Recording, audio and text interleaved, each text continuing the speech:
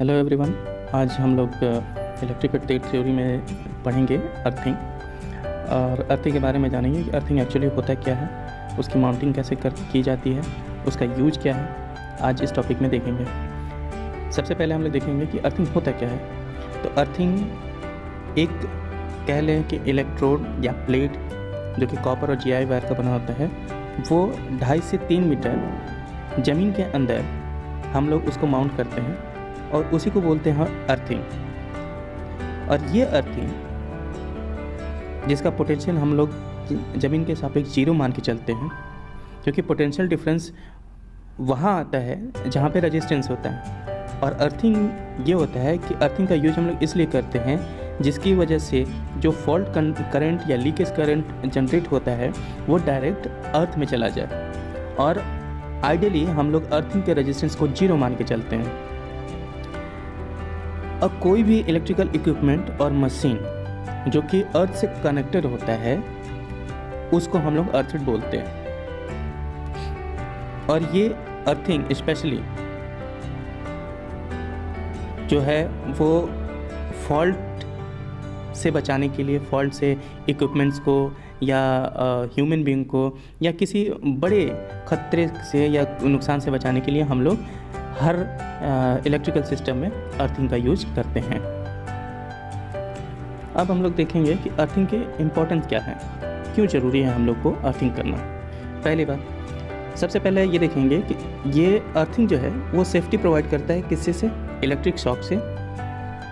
क्योंकि जब fault current होता है या लीकेज करंट आता है तो हम ह्यूमंस को या किसी को भी इलेक्ट्रिक शॉक जो है महसूस होता है और लगता है, जिसकी वजह से कभी कभी तो किसी की जान भी चली जाती है।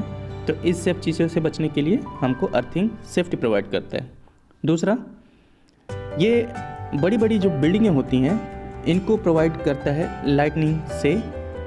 जो लाइटनिंग होती है, आकाशीय बिजली जिसको हम लोग बोलते हैं, उससे बड़ी बड़ी बिल्डिंगों को ये सेफ्टी प्रोवाइड करता है। थर्ड, ये ओवरहेड लाइन जो होते हैं जिनमें सप्लाई लाइन जाती है, ये डिस्ट्रीब्यूशन लाइन होती है, ट्रांसमिशन लाइन होती है, उनको वो बचाता है इलेक्ट्रिक आकाशीय बिजली से, लाइटनिंग से, जिससे कि बड़े बड़े नुकसान होने से बच जाते हैं। फोर्थ, हम लोग देखें कि ये जो ट्रांसमिशन लाइन की वोल्टेज होती है उसको स्टेबिलिटी प्रोवाइड करता है। स्टेबिलिटी मतलब कि एक स्थिरता, ऐसा नहीं कि वोल्टेज फ्लक्चुएट हो रहा है। ये अर्थिंग के द्वारा ट्रांसमिशन लाइन में वोल्टेज, जो सप्लाई वोल्टेज होती है, उसमें स्टेबिलिटी प्रोवाइड करता है। क्यों? क्योंकि हर एक अल्टरनेटर और ट्रांसफार्मर के न्यूट्रल पॉइंट जो है वो अर्थड होते हैं, जिसकी वजह से जो वोल्टेज में स्टेबिलिटी होती है वो प्रोवाइड होती है किसके द्वारा? अर्थ के द्वारा या अर्थिंग सिस्टम के द्वारा। अब हम लोग देखेंगे according to Indian electrical rule के हिसाब से अर्थिंग के रूल क्या क्या होते हैं। जैसे सिंगल फेज 0.25 HP की अगर मोटर है तो वो जो है सिंगल अर्थ के द्वारा कनेक्टेड होने चाहिए। कंड्यूट पाइप जो दीवार के अंदर वायरिंग होती है वो सिंगल अर्थ के द्वारा कनेक्टेड होने चाहिए। जो वॉल ब्रैकेट होते हैं वो सिंगल अर्थ के द्वारा कनेक्टेड होने चाहिए। फ़ैन, रेगुलेटर, हीटर, ये सारी चीज़ें अर्थ से कनेक्टेड होने चाहिए, सिंगल अर्थ। जो ओवर हेड लाइन है और उससे कनेक्टेड जो मशीनें होती हैं वो ओवर हेड लाइन हर तीसरे पोल पे अर्थ से कनेक्टेड होने चाहिए। हर तीसरे पोल पे अर्थ से कनेक्टेड होने चाहिए। फिर अगर 3 फेज़ की मोटरें हैं, 5 HP की 3 फेज़ मोटर है, वो डबल अर्थ होने चाहिए। जो 100 HP तक की मोटरें हैं या उससे कम की मोटरें हैं वो डबल अर्थ से कनेक्टेड होने चाहिए। ट्रांसफार्मर जो 11 kV से 440 वोल्ट तक के ट्रांसफार्मर होते हैं वो डबल अर्थ से कनेक्टेड होने चाहिए। इसके अलावा जैसे कि हर एक पावर प्लग, लाइट प्लग और सॉकेट जो है वो अर्थ से कनेक्टेड होने चाहिए। कोई भी इंस्ट्रूमेंट हो, इलेक्ट्रिकल इक्विपमेंट हो या पावर सप्लाई, जैसे आयरन प्लेट स्विच हो गया, डिस्ट्रीब्यूशन बोर्ड हो गया, कनेक्टेड वायर जितने भी हैं वो सब अर्थ से कनेक्टेड होने चाहिए। कोई भी पोर्टेबल इलेक्ट्रिकल मशीन है, इक्विपमेंट है, जैसे heater, fridge, headlamps, table fan, soldering iron, electric drill machine, ये सारी चीज़ें अर्थ से कनेक्टेड होनी चाहिए। इंडियन रूल के हिसाब से किसी भी चीज़ का, चाहे मोटर हो, जनरेटर हो, अल्टरनेटर हो, उनके फ्रेम जो है वो अर्थ से कनेक्टेड होने चाहिए, अर्थ से कनेक्टेड होने चाहिए। स्टे वायर किसको बोलते हैं? वो वायर जो पोल को, इलेक्ट्रिकल पोल को वो खड़ा रखने के लिए उनको स्थिरता प्रदान करते हैं, उनको बोलते हैं क्या? Stay wire. ये स्टे वायर भी चाहे वो सिंगल हो, चाहे वो डबल हो, चाहे वो कितने भी हों, वो सब अर्थ से कनेक्टेड होने चाहिए, अर्थ से कनेक्टेड होने चाहिए। डबल अर्थ क्या होता है? डबल अर्थ सिस्टम वो होता है कि जब 3 फेज लाइंस होती हैं या 3 फेज की मशीन होती हैं, उनको हम लोग डबल अर्थ से कनेक्टेड करते हैं। ये डबल अर्थ वो होता है कि 5 मीटर की दूरी पे इनको माउंट किया जाता है ज़मीन के अंदर, और ये दोनों अर्थ सिस्टम जो है वो आपस में कहीं भी कनेक्टेड नहीं होने चाहिए। ये डबल अर्थ जिस किसी 3 फेज लाइन से या 3 फेज मशीन से हम कनेक्ट करते हैं, वो थिम्बल्स और लग के द्वारा सेपरेटली हम लोग कनेक्ट करते हैं। और ये हमेशा ध्यान रखें कि डबल अर्थ करते समय ये कभी भी आपस में किसी भी पॉइंट पे कनेक्टेड नहीं होने चाहिए, इन सब बातों का हम लोग डबल अर्थ सिस्टम में ध्यान रखते हैं। अब अर्थिंग कितने टाइप्स की होती है, कितने मेथड होते हैं अर्थिंग सिस्टम बनाने के? 2 टाइप्स के होते हैं। फर्स्ट जिसको बोलते हैं प्लेट अर्थिंग, सेकेंड बोलते हैं पाइप अर्थिंग, और इसको अभी हम लोग बारी बारी से देखेंगे। तो सबसे पहले हम लोग देखेंगे प्लेट अर्थिंग। तो प्लेट अर्थिंग ज़मीन में कुछ इस टाइप से दिखता है। ये 2 कॉपर कंडक्टर होते हैं जो अर्थिंग से बाहर निकले होते हैं, जिससे कि हम जितने भी लाइंस और मशीन होते हैं इनको हम कनेक्ट करते हैं। ये जो फनेल जिसको हम लोग कीप बोलते हैं, ये अर्थिंग के अंदर मॉइस्चराइजिंग करने के लिए हम लोग यहाँ से वाटर या पानी सप्लाई देते हैं। जो अर्थिंग सिस्टम है उसकी माउंटिंग करने के लिए सबसे पहले बात मेजरमेंट देखते हैं। तो मेजरमेंट क्या क्या होता है? अर्थिंग के लिए जो हम लोग प्लॉट तैयार करते हैं या पिट, जो गड्ढा तैयार करते हैं, वो कितना होना चाहिए? 90 सेंटीमीटर स्क्वायर, 90 सेंटीमीटर स्क्वायर, यानी कि 90 सेंटीमीटर लंबा और 90 सेंटीमीटर चौड़ा। और गहरा जो है वो 3 मीटर गहराई की होनी चाहिए। जो गहराई है वो 3 मीटर की होनी चाहिए। ठीक है, ये इसके गड्ढे का मेजरमेंट है। और इनके अंदर बीच बीच में सॉल्ट यानी कि नमक और चारकोल यानी कि कोयले का हम लोग मिश्रण लेयर डालते हैं। उसके बाद फिर हम लोग कॉपर प्लेट का मेजरमेंट तैयार करते हैं, किस साइज़ का कॉपर प्लेट हमारे होने चाहिए। कॉपर प्लेट की लंबाई और चौड़ाई जो है 60 सेंटीमीटर लंबा और 60 सेंटीमीटर चौड़ा, यानी कि 60 सेंटीमीटर स्क्वायर की प्लेट होनी चाहिए, जिसकी मोटाई कितनी होनी चाहिए? 3.15 mm की होनी चाहिए।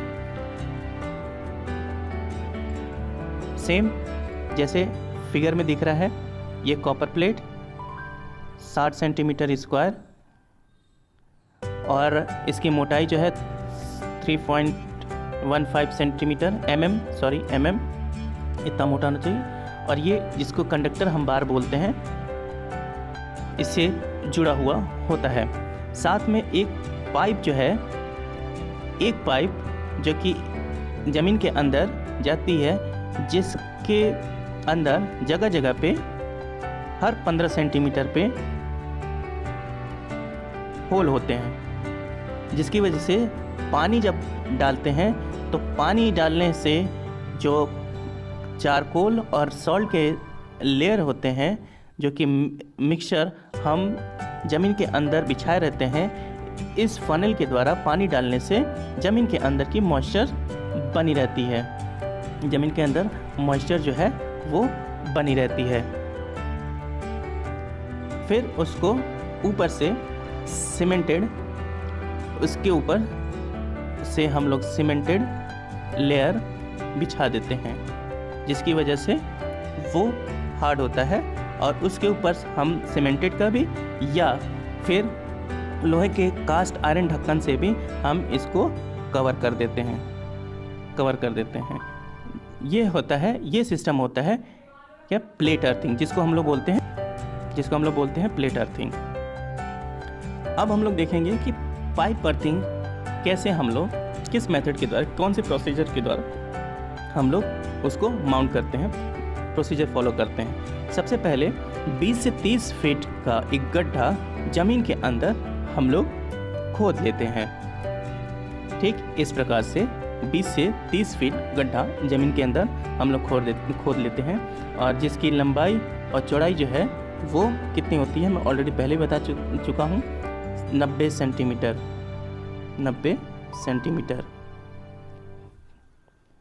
उसके बाद सबसे पहले उस गड्ढे में हम लोग चारकोल की या कोयले की एक लेयर बिछाते हैं।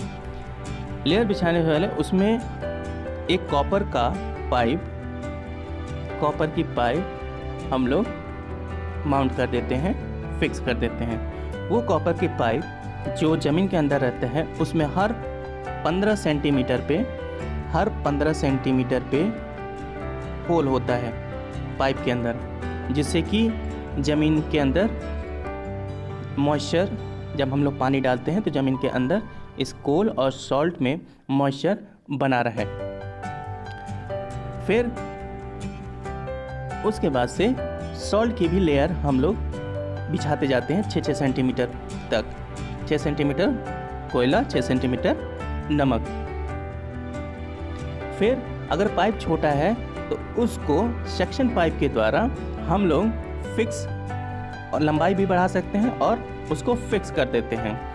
इस सेक्शन पाइप के ऊपर हम लोग नट बोल्ट के द्वारा एक कॉपर की वायर हम लोग इसको फिक्स कर देते हैं, कनेक्ट कर देते हैं। ठीक इस प्रकार से कॉपर की वायर हम लोग नट बोल्ट के द्वारा ऐसे कनेक्ट कर देते हैं। उसके बाद से कॉपर की वायर को कंड्यूट पाइप के द्वारा हम लोग बाहर सप्लाई ले लेते हैं। फिर गड्ढे को चारों तरफ से ईंट और सीमेंट के से चारों तरफ उसके दीवार बना देते हैं, दीवार की जुड़ाई कर देते हैं सीमेंट और ईंट के द्वारा। फिर उसके ऊपर कास्ट आयरन की एक कवर का यूज कर देते हैं। ये कास्ट आयरन कवर है, इसके ऊपर एक ढक्कन लगा देते हैं।